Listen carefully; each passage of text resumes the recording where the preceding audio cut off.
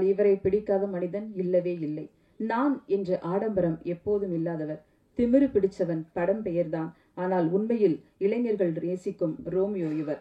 ரத்தம், கொலை என கொடூரம் ஒன்றும் இவர் இல்லை. மக்கள் கொண்டாடும் கோடியில் ஒருவனாக இவர்தான். பல நூறு படைப்பாளிகளை தமிழ் சினிமாவுக்கு கொடுத்து காத்திருக்கும், கொண்டாடி கொண்டிருக்கும் விஜய் ஆண்டனி அவர்களை இப்போது பேச.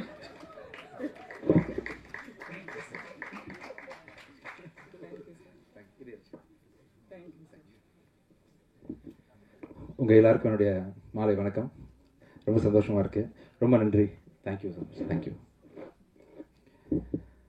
என்னடா பேக் டு பேக் வந்து படம் ப்ரொடியூஸ் பண்ணிருக்காரு, நிறைய காசு வச்சுருக்காருன்னு நினைக்காதீங்க. எல்லாம் கடன் தான்.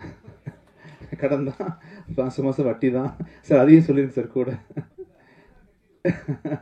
சரிங்க சார். நம்பிக்கை தான். டேரக்டர் லியோ மேலே வச்சுருந்த நம்பிக்கை தான். ஒவ்வொரு கதையும் சொல்லும்போது பெப்பியனாக இருக்கட்டும், ஜோஷுவாக இருக்கட்டும், கணேஷாக இருக்கட்டும், அருண் பிரபுவாக இருக்கட்டும், இவங்க எல்லாருமேலேயும் நான் வச்சுருக்க நம்பிக்கை தான். ஆக்சுவலாக இது வரைக்கும் நான் ப்ரொடியூஸ் பண்ண படங்களில் உள்ள அத்தனை டேரக்டரும் தான் என்னை காப்பாற்றிருக்கிறாங்க. ஸோ அவளை பார்க்கும்போது ரொம்ப நம்பலான்னு தோணுது. நம்புகிறேன், பண்ணுறேன். Thank you so much. இந்த கடன் சொல்லி சார் வேறு ஏதாவது ஆயிரப்போகுது. அதுக்காக ரொம்ப சந்தோஷமாக இருக்குது. இந்த படத்தில் வந்து லியோ அளவுக்கு ஒரு சின்சியரான ஒரு மனிதர் நான் பார்த்ததே இல்லை. ஆக்சுவலாக உண்மையிலேயே ரொம்ப ரொம்ப ரொம்ப சின்சியர். உங்களுக்கு ஒரு பிரச்சனைன்னா நீங்கள் எவ்வளோ சின்சியராக இருப்பீங்களோ அதை விட 10 மடங்கு உள்ளே இன்வால்வ் பண்ணிக்கிட்டு நம்மகிட்டே ஃபைட் பண்ணுவார். இவர் சொன்னார், யாரோ டேரக்டர் பேசிகிட்டு இருக்கும்போது சொன்னார்ல, நீங்கள் யார் டேரக்டர்னு மறந்துடும் படம் பண்ணிகிட்டு இருக்கும்போது. அந்தளவுக்கு ப்ரொசஸ் பண்ணுவார். டெக்னீஷியன்ஸு நமக்கு என்ன, முடித்தாலே நம்ம டேரக்டர் என்ன சொன்னாலும் கேட்டுப்போமே அப்படின்ற மாதிரி ஈஸியாக எடுத்துக்காமல் இறங்கி கடைசி வரைக்கும் ஃபைட் பண்ணி, கெட்ட பேர் வந்தாலும் பரவாயில்ல, என்னை பற்றி இன்னொருத்தர் என்ன நினச்சாலும் பரவாயில்ல அப்படின்னு சொல்லிட்டு. ஒரு சாலமன் பழைய காலத்து கதை ஒன்று ஞாபகம் இருக்குது. ஒரு குழந்தைய வந்து ஒரு அம்மா தூக்கிட்டு ஓடி வந்துட்டு, சார் இது ஏன் குழந்தைன்னு சொல்லி அழுவாங்க. அதே சமயத்தில் வந்து இன்னொரு அம்மாவும் இது ஏன் குழந்தைன்னு சொல்லி அழுவாங்க. அப்போ சாலமன் கிங் என்ன பண்ணுவார், சரி ஒன்று பண்ணலாம், அந்த குழந்தைய வெட்டி ஆளுக்கு பாதியாக கொடுத்துடலான்னு சொல்லும்போது உண்மையாக நம்ம என்ன பண்ணுவாங்க, அந்த குழந்தைய விட்டு கொடுத்துருவாங்க. இல்லை அவங்ககிட்டே இருக்கட்டும்னு சொல்லிட்டு. அதை வச்சு அந்த கிங் சாலமனுக்கு தெரியும் அந்த குழந்தை யார் குழந்தை அப்படின்னு சொல்லிட்டு கண்டுபிடிச்சி தண்டிச்சிடுவாருன்ற மாதிரி. எந்த டேரக்டருக்கு லியோ கூட ஒர்க் பண்ணாலும் ஒரு பிரச்சனைன்னு வந்தால் தாய்மைக்குரிய அந்த பட்டுதலை வந்து ப்ராஜெக்ட் மேலே லியோ கண்டிப்பாக வச்சுருப்பார். அந்தளவுக்கு ப்ரொசஸ் பண்ணுவார். பிச்சைக்காரனில் அவர் எடிட்டராக ஒர்க் பண்ணார் கொஞ்சம். அப்போ வந்து நிறைய அவரை பற்றி தெரிஞ்சுக்கிட்டேன். ஒரு 3-4 படம் அவர் கூட சேர்ந்து ஒர்க் பண்ண முடியாத போச்சு எனக்கு. உங்கள் சின்சியாரிட்டி வந்து கண்டிப்பாக உங்களை எங்கேயும் விட்டு கொடுக்காது. நான் பண்ண தப்பு நீங்கள் பண்ணிடாதீங்க. ஆக்சுவலாக நான் வந்து நடிகரான பிறகு மியூசிக் பண்ணுறதை விட்டேன் இல்லையா, இப்போ திருப்பி நான் பண்ண போகிறேன். நீங்கள் என்ன தான் இப்போ கண்டிப்பாக இந்த படம் நல்லா பேர் வாங்கி கொடுக்கும் உங்களுக்கு. ஆனாலும் திரும்பி கண்டிப்பாக ஃப்யூச்சரில் உங்கள் டேரக்டர்ஸ் எல்லாருக்கூடையும் சேர்ந்து டேரக்டராக தொடர்ந்து பயணம் பண்ணணும். ப்ளீஸ் பண்ணுங்கள். ஒண்டர்ஃபுல் எடிட்டர் நீங்கள். லியோ கிட்ட ஒரு படத்தை கொடுத்துட்டோம்னா வேறு எதை பற்றியும் கவலைப்பட வேண்டாம். டப்பிங் பற்றி கவலைப்பட வேண்டாம். மியூசிக் பற்றி யோசிக்க வேண்டாம். ஏன்னா மியூசிக்லாம் வந்து மியூசிக் டேரக்டர் போகிறதுக்கு முன்னாடியே ரீரெக்கார்டிங்லேயே அவரே முடிச்சிடுவார். ரஃபாக இங்கிலீஷ் படத்தில் இந்த போட்டு இது மாதிரி இருக்கலான்ற மாதிரி ஒரு டேரக்டருக்கு பக்காவான ஐடியா ஒன்று கொடுத்து ரொம்ப கான்ஃபிடன்ஸ் கொடுப்பாரு. கடைசி வரைக்கும் கூட இருப்பார். Wonderful technician. Thank you so much Leo.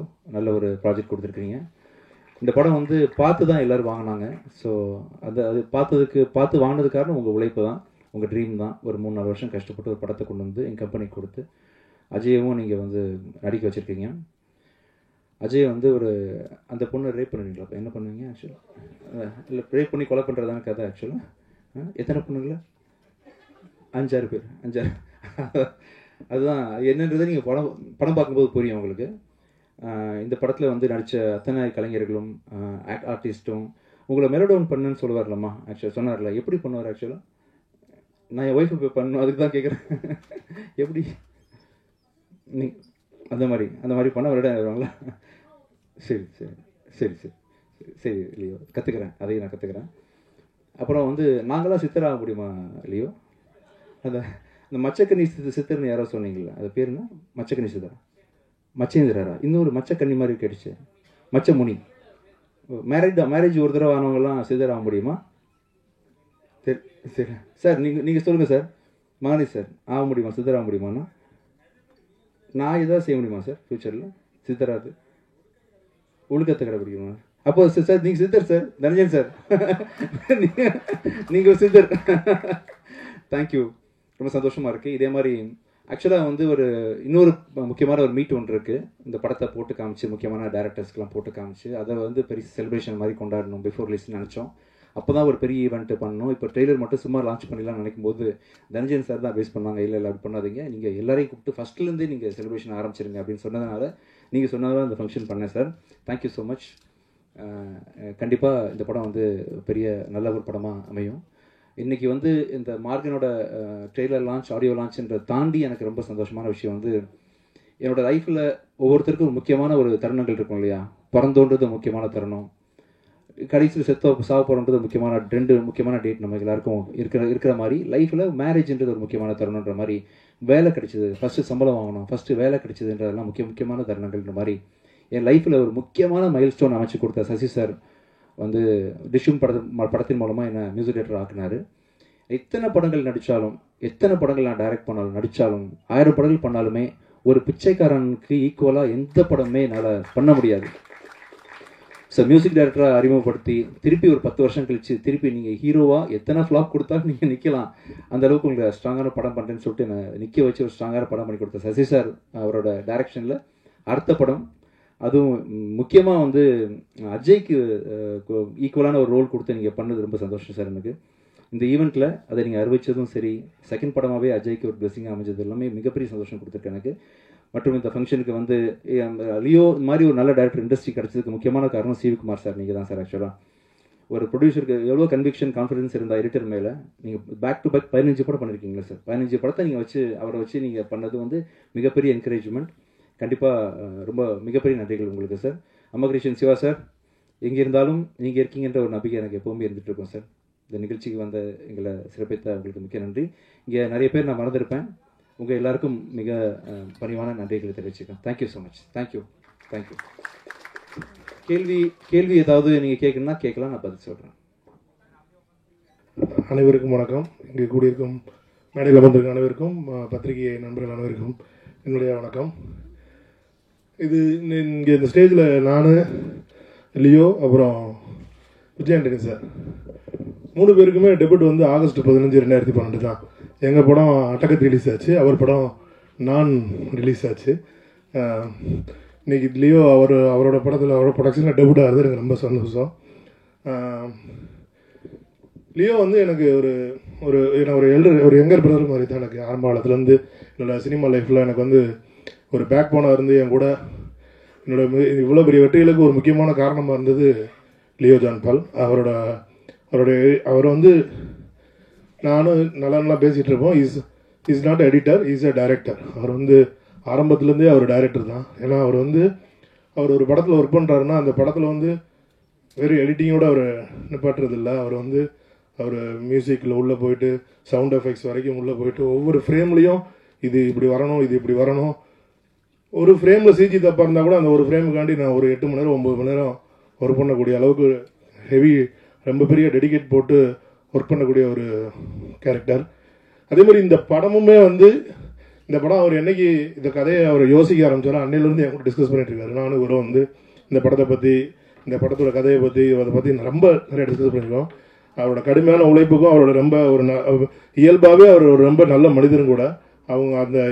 அவரோட இயல்பான அந்த ஒரு குணத்துக்காகவே இந்த படம் மிகப்பெரிய வெற்றி பெறும். ரெண்டாவது இந்த படமுமே வந்து பார்த்தீங்கன்னா இது ஒரு ரொம்ப புதுமையான ஒரு படம். இப்போ பேசுறதுக்கு யாரும் சொல்லலை, இது உண்மையிலேயே வந்து ஒரு எப்படி சொல்கிறது, தமிழ் சினிமாவில் இது வந்து ஒரு புது புதுமையான ஒரு கடைக்களத்தில் வரும். இந்த படம் எப்படி ராட்சசன், போர் தொழிலாம் ஒரு பிளாக் பஸ்டராக இருந்துச்சோ அது மாதிரி ஒரு த்ரில்லர் மூவியில் இதுவும் அந்த லைனில் இதுவும் ஒரு மிகப்பெரிய பிளாக் பஸ்டராக மாறும். இது வந்து நான் ஒரு ட்ரெய்லர் பார்த்துட்டு இதுக்காண்டி நான் சொல்லலை. ஏன்னா இந்த கதையோட என்டையர் இதுவுமே எனக்கு நல்லா தெரியும், இதை எப்படி மேக் பண்ணியிருப்பாங்கன்றது நல்லா தெரியும். ஸோ இந்த படத்தை உருவாக்குறதும் அவ்வளோ ஈஸி கிடையாது. இந்த படத்தில் நடிச்சிருக்கவங்களுக்கும் சரி, ஏன்னா இந்த படத்தில் டைரக்டராகவும் சரி, டிஓபியாகவும் சரி, மற்ற எல்லா லெவல்லையுமே ஒரு ஹீரோயினாக இருந்தாலும் சரி, அவ்வளோ பேருக்குமே இந்த படத்தில் வந்து நிறையா ஒர்க் இருந்திருக்கும். அந்த ட்ரெய்லர் பார்க்கும்போது லியோ இந்த அளவுக்கு அந்த ஒர்க்கை வாங்கியிருக்கான்னு தெரியுது. என்னோட மனமார்ந்த வாழ்த்துக்கள். இந்த படம் மிகப்பெரிய வெற்றியை கண்டிப்பாக பெறும். விஜய் சார் ரொம்ப நன்றி. ஆக்சுவலாக எங்கள் கம்பெனி இது வந்து லியோ வந்து விஜய் ஆண்டனி சார் படம் பண்ணியிருந்தாலும் அது என்னோட டைரக்டர் தான், என்னோட கம்பெனியோட டைரக்டராக தான் நான் கன்சிடர் பண்ணுவேன். அண்ட் தேங்க்யூ, அவர் சார்பாக நான் நன்றி சொல்லிக்கிறேன் உங்களுக்கு. இந்த படம் மிகப்பெரிய வெற்றி அடையும். அதுக்கு என்னோட வாழ்த்துக்கள் கண்டிப்பாக. தேங்க்யூ. வணக்கம் எல்லாருக்கும். இது சினிமாவில் நான் ரொம்ப விரும்புகிற ஸ்பேஸ் வந்து என்னென்னா கமர்ஷியல் ஃபிலிமே ரொம்ப சீரியஸ் அப்ரோச் பண்ணுறது. ஃபார் எக்ஸாம்பிள் என் ஃப்ரெண்ட்ஸ் இருக்காங்க, பட் அவங்க எல்லாம் சீரியஸ், அதாவது ஃபிலிம் மேக்கிங் ரொம்ப சீரியஸ். இப்போ குமாராஜா இருக்கலாம், மணிகண்டனா இருக்கலாம், அவங்க எல்லோரும் வந்து ஃபிலிம் மேக்கிங்கையும் ஸ்டோரி டெல்லிங்கையும் ரொம்ப சீரியஸாக அப்ரோச் பண்ணுவாங்க. ஸோ அவங்கள்ட்ட இருக்க டெடிக்கேஷன் வந்து மெயின் ஸ்ட்ரீம் ஃபிலிம்ஸில் அவ்வளோ ஈஸியாக பார்க்க முடியாது. ஒரு படத்துக்கு கடைசி விவசாய படத்துக்குலாம் மணிகண்டன் போய் விவசாயமே பண்ண ஆரம்பிச்சிட்டார். ஸோ அந்த மாதிரி ஒரு டெடிக்கேஷன் இருக்கும். ஸோ அந்த மாதிரி டெடிக்கேஷனையே மெயின் ஸ்ட்ரீம் ஸ்டோரி டெல்லிங்க்கும் மெயின் ஸ்ட்ரீம் சினிமாவுக்கும் அப்ளை பண்ணும்போது ஓவராலாக இண்டஸ்ட்ரி ரொம்ப பெனிஃபிட் ஆகும்னு என்னோடய நம்பிக்கை. அதாவது ஹை குவாலிட்டி, அதாவது மெயின் ஸ்ட்ரீம் ஃபிலிம்ஸ் வந்து எல்லாராலையும் ஆக்சஸ், எல்லோரும் பார்த்து விரும்பக்கூடிய ஒரு படங்களாக இருக்குது. அந்த மாதிரி படங்கள் வந்து ரொம்ப வேகமாகவும் அப்புறம் ரொம்ப டிமாண்டுக்கு, அதாவது ஒரு ஃப்ரெஷ்னஸ் இல்லாமல் ரொம்ப டிமாண்ட் ஓரியன்டாக, இது இந்த காலத்தில் இது நல்லா இருக்குது, இப்போதைக்கு ஒரு டேட் கிடச்சிருக்கு அப்படின்னு ஒரு பரபரப்பில் எடுக்கப்படும் போது ப்ராசஸாக அது வந்து கொஞ்சம் வேகமாக இருக்குது, பரபரப்பாக இருக்குது. ஸோ அதனால் பார்த்தீங்கன்னா நீங்கள் ரொம்ப சீரியஸாக எடுக்கப்படுற படங்களில் கிடைக்கக்கூடிய ஒரு ஃபீல் வந்து உங்களுக்கு மெயின் ஸ்ட்ரீம் ஃபிலிம்ஸில் கிடைக்க மாட்டேங்குது. ஸோ நான் எனக்கு ரொம்ப விரும்புகிற ஸ்பேஸ் என்னென்னா, அந்த வித்தியாசமான ரொம்ப சீரியஸான படங்களுக்கு போடுற முனைப்பு, அதில் இருக்க எஃபோர்ட் வந்து ரொம்ப மெயின் ஸ்ட்ரீம் படங்களுக்கும் போட்டால் அது ரொம்ப ஒரு அழகான ஒரு, அஃப்கோர்ஸ் சீரியஸ் படம் தனியாக எடுக்கலாம், அதுவும் இருக்கட்டும். பட் அது இல்லாமல் மெயின் ஸ்ட்ரீம் ஃபிலிம்ஸ் ரொம்ப என்ரிச் ஆகும்போது பார்த்தீங்கன்னா நிறைய பேர் ஒர்க் ஃபோர்ஸ் வந்து நிறைய பேர் கொரோனாக்கு அப்புறம்லாம் நிறைய குறைஞ்சிருச்சு ஒர்க் ஃபோர்ஸே தமிழ் இண்டஸ்ட்ரியில். அது அதிகமாகும். நிறைய பேருக்கு எல்லோரும் கொஞ்சம் காசு பார்ப்பாங்க, எல்லோரும் சந்தோஷமாக இருப்பாங்க. மேலும் அது வந்து அவங்களோட ஸ்கில் செட்டை வளர்த்துக்கு உதவும் இந்த மாதிரி. ஸோ இந்த ஸ்பேஸ் நான் ரொம்ப விரும்புகிற ஸ்பேஸாக பார்க்குறேன். இப்போ லியோவெலாம் நான் அந்த ஸ்பேஸில் பார்க்குறேன். அதாவது ரொம்ப எக்ஸ்ட்ரீம் சின்சியாரிட்டி, ரொம்ப சிவியராக அப்ரோச் பண்ணுவாப்புல, ஆனால் படம் வந்து பயங்கர மெயின் ஸ்ட்ரீமாக இருக்கும். ஸோ அந்த ஸ்பேஸில் இயங்குறதுனால எனக்கு லியோ மேலே ரொம்ப விருப்பம் அதிகம். அதே மாதிரி எல்லோரும் சொன்ன மாதிரி அவர் வந்து எடிட்டருக்கு போர்வையில் எல்லோரும் ஏமாற்றிட்டு இருந்தார், எல்லாத்தையும் குறைச்சி கொடுப்பாரு. ஸோ ஆக்சுவலாக நான் பேசணும், நீ சொல்கிற டிசிஷன்லாம் கரெக்ட், ஆனால் அது டேரக்டர் நான் தான் எடுக்கணும் அப்படின்னு சொல்லுவேன். எடிட்டராக இருக்கும்போது அந்த மாதிரி டிசிஷன் மேக்கிங் தான் விரும்புவார், அந்த மாதிரி தான் கதையை அப்ரோச் பண்ணுவார். அந்த படத்தை வந்து தான் டேரக்டர் இல்லைன்னே அவருக்கு தெரியாது. அவர் ஒரு டேரக்டர் இருந்தால் என்ன பண்ணுவாரோ அது மாதிரி தான் அப்ரோச் பண்ணுவார். பட் அது வந்து நான் வந்து ஒரு அட்வான்டேஜ் தான் எடுத்துப்பேன். நான் டேரக்டர் ஒவ்வொருத்தரும் ஒவ்வொரு படத்தை ஓன் பண்ணணும்னு நினைப்பேன். ஸோ அந்த வகையில் தான் பார்த்தேன். இன்றைக்கி அது ப்ராப்பராக அவரோட பொசிஷன் வந்துட்டார். ஸோ விஜயன் சார் நான் சொன்ன மாதிரி தான் அந்த சீரியஸான ஸ்பேஸை எல்லாத்துக்கும் கொடுக்குறாரு. அதாவது அவர் படங்கள் வெற்றியோடையும் அவர் விரும்புகிறாரு, காசு போட்டு எடுக்கிறாரு. ஸோ அதே நேரத்தில் வந்து அவர் அதான் சொல்லியிருக்காரு, நான் என்ன நம்பி எடுக்கல, நல்ல கதை நல்ல படத்தை நம்பி எடுக்கிறேங்கிறேன். அந்த ஸ்பேஸ் வந்து எப்படின்னா, ஸோ அப்போ என்ன ஆகுதுன்னா எல்லாருக்கும் இடம் கொடுக்குது. அது ஒரு ப்ரொடியூசருக்கு இடம் கொடுக்குது, ஒரு டேரக்டருக்கு இடம் கொடுக்குது, ஒரு கதாசிரியருக்கு இடம் கொடுக்குது, கேமராமேன். ஸோ எல்லாரும் வெற்றிகரமாக செயல்பட்டு அந்த படத்தை வெற்றியடைய வைக்க வேண்டிய நிர்பந்தம் வருது. ஸோ அது ஓவராலாக இண்டஸ்ட்ரிக்கு ஹெல்ப்ஃபுல்லாக இருக்கும் நம்புகிறேன். So thank you. இந்த படம் ககன மார்க்கங்கிறது ஒரு ஆஸ்ட்ரல் ட்ராவல் அப்படின்னு அவர் வந்து சொல்லுவார். So all the best. படம் ரொம்ப பல்ப் ஃபிக்ஷன்னு சொல்லுவாங்க, அந்த விறுவிறுப்பான திடீர் திருப்பங்கள் நிறைந்த. ராஜேஷ்குமார் சார் எழுதுவார்ல, மாயவனும் நான் அது அந்த மீட்டர்லாம் எழுதினேன். இது அந்த மீட்டரில் இருக்க படம், ரொம்ப சுவாரஸ்யமாகவும் விறுவிறுப்பாகவும் இருக்கும். தேங்க்யூ. லியோ ஜான் பால் வந்து எனக்கு அவருடைய எடிட்டிங் பற்றி நான் முன்னாடியே நோட் பண்ணியிருக்கேன்.